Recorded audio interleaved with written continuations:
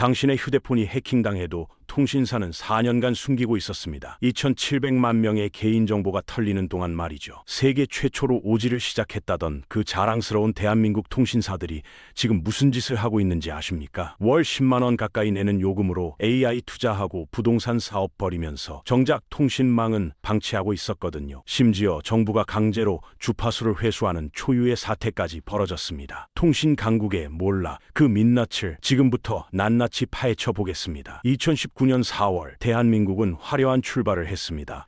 세계에서 가장 먼저 5G 상용화에 성공했다고 선언했죠. SKT, KT, LGU+는 경쟁하듯 광고를 쏟아냈는데 LTE보다 20배 빠르다, 초저지연으로 끊김이 없다, 완전히 새로운 세상이 온다고 했거든요. 국민들은 당연히 기대했습니다. 더 비싼 요금제로 갈아타는 것도 아깝지 않았어요. 그런데 막상 써보니 이상했습니다. 지하철에서 영상은 버퍼링 걸리고 건물 안에서는 신호가 안 잡히고 분명 오지 표시는 떠 있는데 속도는 LTE만도 못한 경우가 수두룩했거든요. 서울 한복판에서도 5G가 안 터진다는 불만이 폭발했습니다. 진실은 충격적이었습니다. 광고에서 떠들던 20배 속도는 실험실에서나 가능한 이론상 최대치였거든요. 기지국 바로 앞에서 아무런 장애물도 없이 측정한 수치였던 겁니다. 우리가 매일 생활하는 환경에서 그런 속도를 경험하기란 거의 불가능했어요. 통신사들은 이 사실을 알면서도 마치 일상적으로 누릴 수 있는 것처럼 광고했던 겁니다. 하지만 거짓말의 진짜 핵심은 따로 있었습니다. 28GHz라는 주파수 대역, 대리부지의 심장이라 할 수 있는 이 대역을 통신사들이 거의 구축하지 않았거든요. 2019년 주파수 경매 당시 통신 3사는 28GHz 대역을 사용하겠다며 정부와 계약을 맺었습니다. 수천억 원을 내고 주파수 사용권을 따냈죠. 그런데 4년이 지나도록 약속한 기지국은 극히 일부만 세워졌어요. 통신사들은 비용이 적게 드는 355GHz 위주로만 기지국을 설치했거든요. 28GHz 기지국은 설치 비용이 많이 들고 수익성이 낮았기 때문입니다. 오지는 크게 두 가지 주파수를 사용하는데 3.5GHz는 커버리지가 넓지만 속도가 느리고 28GHz는 속도는 빠르지만 전파가 멀리 못 가거든요. 진정한 5G 경험을 위해서는 두 주파수가 함께 구축되어야 합니다. 2023년 정부는 칼을 빼들었습니다. 과학기술정보통신부가 통신 3사에 28GHz 주파수를 강제 회수한다고 발표한 겁니다. 정부가 민간 기업에 할당한 주파수를 도로 빼앗는 건 전례가 없는 일이었거든요. 이건 단순한 행정 조치가 아니라 통신사들이 국가와 맺은 약속을 어겼다는 공식 선언이었습니다. 우리가 경험한 5G는 반쪽짜리였던 거죠. 광고에서 보여준 미래는 애초에 구현할 생각이 없었던 겁니다. 세계 최초라는 타이틀을 얻기 위해 서둘러 출발했지만 정작 내실은 없었거든요. 국민들은 비싼 요금을 내며 허울뿐인 서비스를 사용해왔습니다. 오지 요금제 가격을 기억하시나요? 출시 당시 가장 저렴한 요금제가 월 55,000원이었습니다. 무제한 요금제는 8만 원에서 10만 원을 훌쩍 넘었죠. LTE 시절과 비교하면 2만 원에서 3만 원 정도 더 비쌌거든요. 통신사들은 이 돈으로 무엇을 했을까요? 당연히 5G 네트워크 구축에 투자했을 거라고 생각하기 쉽습니다. 현실은 정반대였습니다. 통신 3사의 연간 매출은 합쳐서 60조 원을 넘는데 5G 출시 이후 5년간 수백조 원의 매출을 올렸어요. 그런데 네트워크 투자 비용은 오히려 줄어드는 추세를 보였거든요. 2025년 1분기부터 3분기까지 통신 3사의 설비 투자 합산 금액은 전년 동기 대비 7%나 감소했습니다. 그렇다면 그 막대한 돈은 대체 어디로 간 걸까요? 답은 의외로 간단합니다. 최근 몇 년간 통신 3사 CEO들의 신년사를 분석해보면 흥미로운 패턴이 발견되거든요. 통신이나 네트워크라는 단어는 점점 줄어들고 대신 AI, 플랫폼, 신사업이라는 단어가 그 자리를 차지했습니다. SK텔레콤은 AI 기업으로의 전환을 선언했고 KT는 디지털 플랫폼 기업을 표방했으며 LGU+는 라이프스타일 플랫폼을 강조했어요. 본업인 통신은 뒷전으로 밀려났거든요. 우리가 낸 통신 요금이 정작 통신에는 쓰이지 않았다는 뜻입니다. 돈이 어디로 갔는지 구체적으로 살펴보겠습니다. 통신사들은 부동산에 거액을 투자했어요. 서울 주요 지역에 오피스 빌딩과 데이터 센터를 짓는데 수조 원을 쏟아부었거든요. KT는 서울 종로와 광화문 일대 노른자위 땅에 대규모 개발 사업을 진행했고 SK텔레콤은 AI 스타트업에 공격적으로 투자했습니다. 물론 기업이 신사업에 투자하는 것 자체는 문제가 아니에요. 핵심은 본업을 소홀히 하면서 신사업에만 집중했다는 점입니다. 5G 기지국은 부족하고 통화 품질은 떨어지는데 AI 투자와 부동산 개발에는 돈을 아끼지 않았거든요. 더 씁쓸한 건 이 모든 투자의 원천이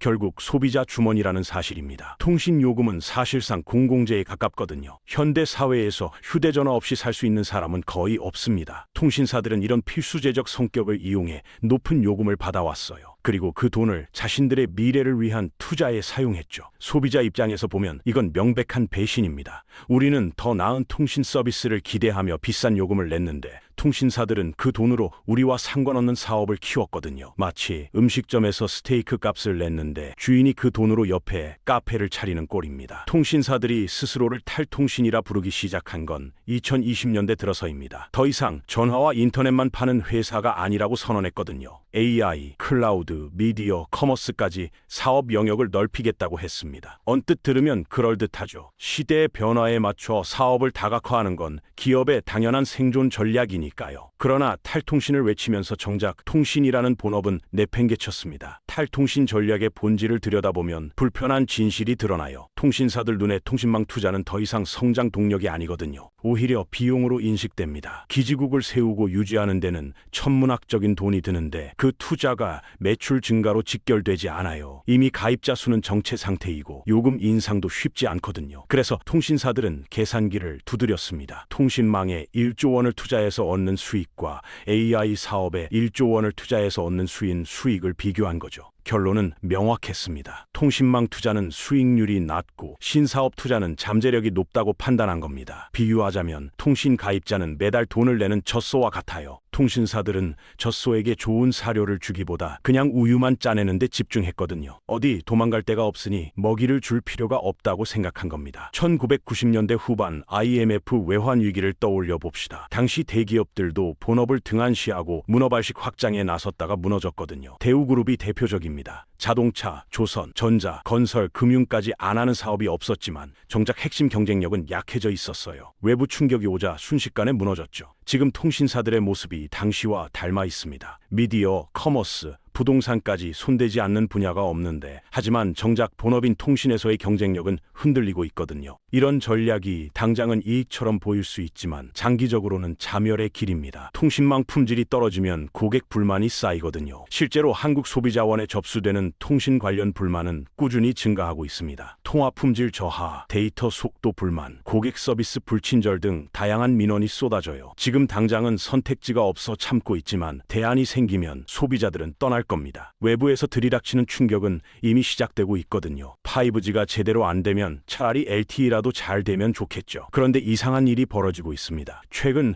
LTE 속도마저 예전 같지 않다는 불만이 늘고 있어요. 원래 잘 되던 LTE가 갑자기 느려진 겁니다. 이게 우연일까요? 아닐 가능성이 높아요. 통신업계에서는 공공연한 비밀이 있거든요. LTE를 의도적으로 불편하게 만들어 대리부지로 갈아타게 만든다는 것입니다. 영어로 스로틀링이라고 부르는데 이는 기술적으로 속도를 제한하는 걸 말해요. 물론 통신사들은 이를 강력히 부인합니다. 그렇지만 정황상 의혹을 떨치기 어렵거든요. 먼저 기술적 배경을 이해해야 합니다. 통신사가 보유한 주파수 대역은 한정되어 있어요. 이 대역을 LTE와 페이지에 나눠서 사용하죠. 만약 5G에 더 많은 대역을 할당하면 자연히 LTE에 할당되는 대역은 줄어듭니다. 대역이 줄면 같은 지역에서 같은 수의 사용자가 접속해도 속도가 느려지거든요. 통신사들이 실제로는 재배치를 하고 있다는 정황이 있습니다. 5G 커버리지를 넓히기 위해 LTE 대역 일부를 5G로 전환하는 작업이 진행되고 있어요. 이 과정에서 LTE 품질 저하는 불가피하죠. 통신사 입장에서는 5G 가입자를 늘리는 게 더 이익이니 LTE 품질이 좀 떨어져도 감수할 만하다고 판단하는 겁니다. 더 직접적인 의혹도 있어요. 일부 소비자들은 5G 요금제로 바꾸자마자 통화 품질과 데이터 속도가 개선됐다고 말하거든요. 같은 지역, 같은 시간대인데도 말입니다. 기술적으로 설명하기 어려운 현상이죠. 이런 전략을 비유하면 이렇습니다. 마트에서 기존 제품의 용량을 슬쩍 줄여놓고 새 제품으로 바꾸면 더 좋아졌다고 광고하는 것과 같아요. 소비자는 속는 줄도 모르고 더 비싼 새 제품을 집어드는 겁니다. 가두리 양식장에 갇힌 물고기처럼 소비자들은 불편함을 피해 더 비싼 선택지로 내몰리고 있어요. 2024년 기준으로 5G 요금제 가입자 비중은 전체의 절반을 넘어섰습니다. 실제로 5G 네트워크를 제대로 이용하는 사람은 훨씬 적은데 말이죠. 5G 커버리지가 아직 부족해서 대부분의 시간을 LTE에 접속해 있기 때문이거든요. 요금은 5G 기준으로 내고 있지만요. 소비자들은 이중으로 손해를 보고 있습니다. 첫째, LTE 품질이 떨어져서 불편함을 겪어요. 둘째, 그 불편함을 피하려고 5G로 갈아타면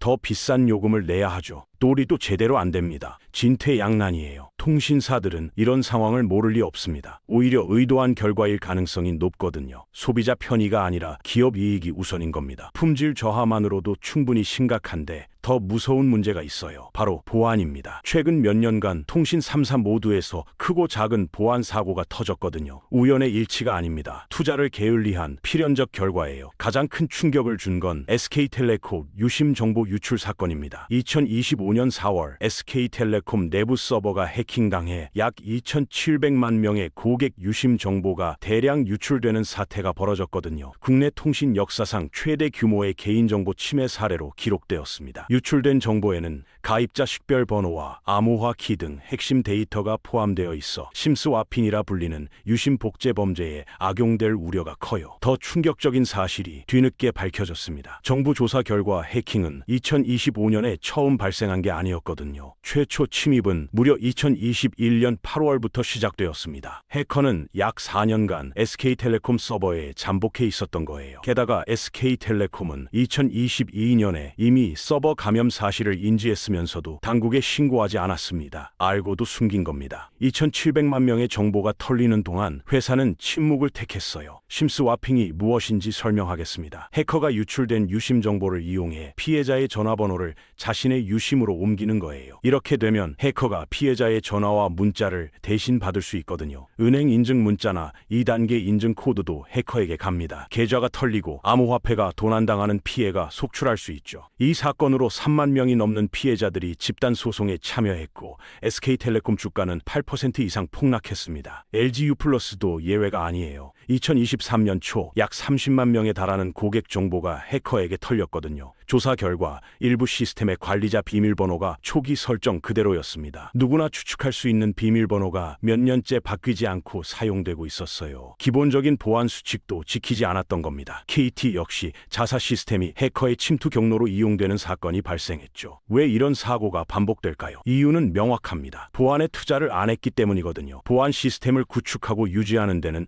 많은 돈이 들어요. 24시간 모니터링 인력, 최신 보안 장비, 정기적인 점검과 업데이트가 필요하죠. 보안 투자는 눈에 보이는 성과가 없습니다. 매출이 늘거나 신규 가입자가 증가하지 않거든요. 그래서 통신사들은 보안을 비용으로 인식했어요. 최소한의 투자만 하고 나머지는 외주에 맡겼습니다. 통신사의 보안 구멍은 개인의 문제를 넘어서요. 통신망은 국가기관 시설이거든요. 군사통신, 금융거래, 행정시스템 모두 통신망에서 돌아갑니다. 통신사 보안이 뚫리면 국가 안보까지 위협받을 수 있어요. 국민의 정보를 지킬 능력도 의지도 부족해 보입니다. 혹시 스테이지 X라는 이름을 들어보셨나요? 제4 이동통신 사업자가 될 뻔했던 회사입니다. 한국 통신시장에 새로운 경쟁자가 등장할 기회였는데 그 기회는 물거품이 되었거든요. 대한민국 이동통신 시장은 SKT, KT, LG유플러스 세 회사가 과점하고 있습니다. 과점이란 소수의 기업이 시장을 지배하는 상황을 말해요. 세 회사의 시장 점유율을 합하면 거의 100%입니다. 알뜰폰이 있긴 하지만 알뜰폰도 이 세 회사의 망을 빌려 쓰는 구조거든요. 진정한 의미의 제4 사업자는 없었습니다. 정부는 이런 독과점 구조를 해소하고 싶었어요. 경쟁이 없으니 요금은 비싸고 서비스는 개선되지 않죠. 새로운 사업자가 들어오면 시장에 활력이 생길 거라 기대했습니다. 2024년 1월 스테이지 X라는 컨소시엄이 28GHz 주파수를 4,301억 원에 낙찰받았거든요. 컨소시엄이란 여러 기업이 모여 하나의 사업을 추진하는 연합체를 말합니다. 시장에 막힌 물을 흘려보내겠다는 포부였어요. 문제가 생겼습니다. 주파수를 받으려면 일정 수준의 자본금을 확보해야 하는데 통신사업은 초기 투자 비용이 막대하거든요. 기지국을 세우고 장비를 들여오는데 수조 원이 필요합니다. 스테이지 X는 2,050억의 자본금을 마련하겠다고 약속했지만 실제로 납입한 금액은 턱없이 부족했어요. 2024년 7월 과학기술정보통신부는 스테이지 X의 뒤에 주파수 할 대상 법인 선정을 취소한다고 발표했습니다. 이유는 자본금을 제대로 채우지 못했기 때문이죠. 스테이지X 측은 억울하다며 반발했지만 결정은 뒤집어지지 않았습니다. 2010년 이후 8번째 제4 이동통신 유치 시도가 또다시 실패로 끝난 거예요. 이 사건이 왜 중요할까요? 새로운 경쟁자가 사라졌기 때문입니다. 통신 3사의 독점 체제는 더욱 공고해졌거든요. 굳이 서비스를 개선하거나 요금을 낮출 이유가 없어진 겁니다. 소비자 입장에서는 선택지가 사라진 셈이에요. 물론 스테이지X에도 문제가 있었습니다. 자본금을 제대로 확보하지 못한 건 그들의 책임이죠. 더 근본적인 의문이 있어요. 한국 통신 시장에 새로 진입하는 게 그만큼 어렵다는 뜻이거든요. 막대한 초기 투자, 기존 사업자들의 견제, 복잡한 규제 등 진입 장벽이 너무 높습니다. 한국 소비자들은 계속 새 회사 중에서만 골라야 해요. 경쟁이 없으니 서비스 개선 압력도 없습니다. 새 회사의 요금제는 놀랍도록 비슷하거든요. 스테이지X의 실패는 이런 구조가 앞으로도 계속될 거라는 신호입니다. 안에서 경쟁이 없으니 밖에서 들어오는 적에게 더 취약해지죠. 한국 통신사들이 내부에서 안주하는 사이 밖에서는 전쟁이 시작됐습니다. 중국과 미국이 차세대 통신 기술에서 무서운 속도로 치고 나가고 있거든요. 한국이 5G에서 헤매는 동안 세계는 이미 6G와 위성통신으로 넘어가고 있습니다. 먼저 중국을 보겠습니다. 중국은 6 기술 특허에서 압도적 우위를 점하고 있어요. 전 세계 6G 관련 특허의 약 40%를 중국이 보유하고 있거든요. 이는 2위, 미국의 2배가 넘는 수치입니다. 한국은 그 뒤를 한참 쫓아가는 형편이에요. 6G가 무엇이길래 이렇게 중요할까요? 6G는 5G보다 최대 100 빠른 속도를 목표로 합니다. 그러나 속도만 빨라지는 게 아니에요. 6G는 인공지능, 홀로그램, 디지털 트윈 같은 미래 기술의 기반이 되거든요. 홀로그램은 입체 영상 기술이고 디지털 트윈은 현실 세계를 가상으로 복제하는 기술입니다. 6G 표준을 누가 주도하느냐에 따라 향후 20년의 기술 패권이 결정되죠. 중국이 6G 특허를 독점하면 어떤 일이 벌어질까요?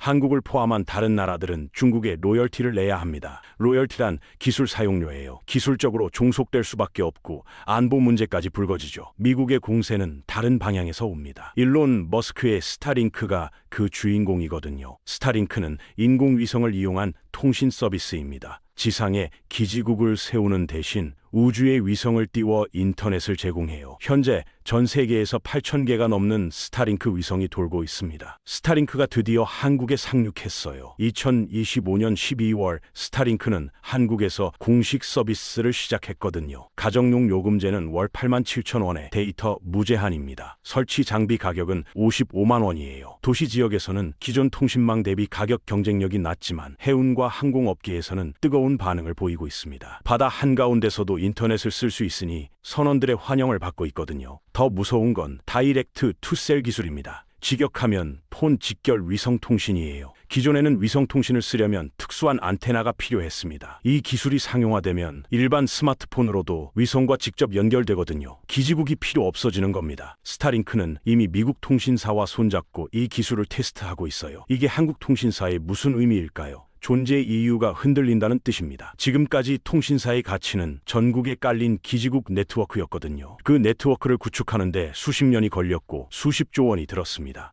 새로운 사업자가 쉽게 따라올 수 없는 진입 장벽이었죠. 위성통신은 그 장벽을 무력화시킵니다. 기지국 없이도 전국 어디서나 통신이 가능해지거든요. 통신 주권이 하루아침에 외국 기업에 넘어갈 수 있어요. 이것이 한국 통신사가 맞이할 진짜 위기입니다. 지금까지 한국 통신 시장의 민낯을 살펴봤어요. 5G 사기극, 투자 외면, 보안 구멍, 경쟁 소멸, 외부 위협까지 암울한 이야기의 연속이었습니다. 그렇다면 소비자인 우리는 어떻게 해야 할까요? 그냥 당하고만 있어야 할까요? 아닙니다. 탈출구가 있거든요. 바로 자급제 스마트폰과 알뜰폰의 조합입니다. 먼저 자급제가 무엇인지 알아야 해요. 자급제란 통신사를 거치지 않고 스마트폰을 직접 구매하는 겁니다. 삼성전자나 애플 공식 스토어 또는 전자제품 매장에서 현금으로 폰을 사는 거죠. 통신사 약정 없이 순수하게 기기만 사는 겁니다. 통신사에서 폰을 사면 보통 2년이나 3년 약정을 맺어요. 약정이란 일정 기간 동안 해당 통신사를 이용하겠다는 계약이거든요. 약정 기간 동안 매달 일정 요금제를 유지해야 합니다. 중간에 해지하면 위약금을 물어야 해요. 겉으로는 폰 가격을 할인해 준 것 같지만 실제로는 비싼 요금제로 그 이상을 뽑아가는 겁니다. 자급제로 폰을 사면 이런 족쇄에서 벗어나요. 원하는 요금제를 자유롭게 선택할 수 있거든요. 여기서 알뜰폰이 등장합니다. 알뜰폰은 SKT, KT, LG U+의 망을 빌려 쓰는 소규모 통신사예요. 같은 망을 쓰지만 요금은 훨씬 저렴합니다. 왜 알뜰폰이 쌀까요? 오프라인 매장이 적고 마케팅 비용을 줄이기 때문이거든요. 대리점 수수료와 TV 광고비 같은 게 거의 없어요. 그 절반분이 소비자에게 돌아갑니다. 3대 통신사 요금의 절반 이하로 비슷한 서비스를 이용할 수 있거든요. 물론 알뜰폰에도 단점은 있습니다. 고객센터 연결이 어렵거나 부가 서비스가 부족할 수 있어요. 다만 전화와 데이터만 쓰는 대다수에게는 큰 문제가 아닙니다. 통화 품질이나 데이터 속도는 3대 통신사와 동일해요. 같은 기지국을 쓰니까요. 자급제와 알뜰폰의 조합이 왜 중요할까요? 단순히 돈을 아끼는 것 이상의 의미가 있거든요. 이것은 기형적인 한국 통신 시장에 던지는 소비자의 메시지입니다. 우리는 더 이상 호갱이 아니라는 선언이에요. 통신사들이 고객을 무시하는 이유는 무엇이었나요? 약정에 묶여 있으니 떠나지 못할 거라고 봤기 때문이거든요. 자급제와 알뜰폰을 선택하면 이 구조에서 벗어납니다. 소비자가 주도권을 되찾는 거죠. 만약 수백만 명이 이런 선택을 한다면 어떻게 될까요? 통신사들은 위기감을 느낄 겁니다. 서비스를 개선하고 요금을 낮추지 않으면 고객이 이탈한다는 걸 체감하게 되거든요. 소비자의 집단 행동이 시장을 바꿀 수 있습니다. 통신사의 몰락은 이미 시작되었어요. 외부에서는 스타링크와 중국 기술이 밀려오고 내부에서는 품질 저하와 신뢰 상실이 진행 중입니다. 이 위기를 만든 건 통신사 스스로거든요. 그들이 변하지 않는다면 우리가 떠나야 합니다. 그것이 우리 자신을 지키는 길이자 시장을 바꾸는 힘이 돼요. 오늘 살펴본 것처럼 한국 통신 산업은 심각한 위기에 놓여 있습니다. 다부지의 실패, 본업 외면, 보안 사고, 독점 심화, 그리고 해외 기술의 공습까지 이 모든 것이 동시에 벌어지고 있거든요. 통신 강국이란 자부심은 이미 옛말이 되었습니다. 한국 통신 산업의 입장에서 이 상황은 위기이자 기회입니다. 소비자가 깨어나고 새로운 기술이 도입되면 판이 바뀔 수 있거든요. 다만 그 변화의 시작은 우리 각자의 선택에서 출발합니다. 여러분은 어떻게 생각하시나요? 통신사를 믿고 계속 쓸 것인지 아니면 알뜰폰으로 갈아탈 것인지 댓글로 여러분의 생각을 남겨주시면 다음 영상에 반영하겠습니다. 다음 편에서는 알뜰폰 완벽 가이드를 준비했어요. 어떤 알뜰폰이 가장 가성비가 좋은지, 갈아타는 방법은 무엇인지 구체적으로 알려드리겠습니다.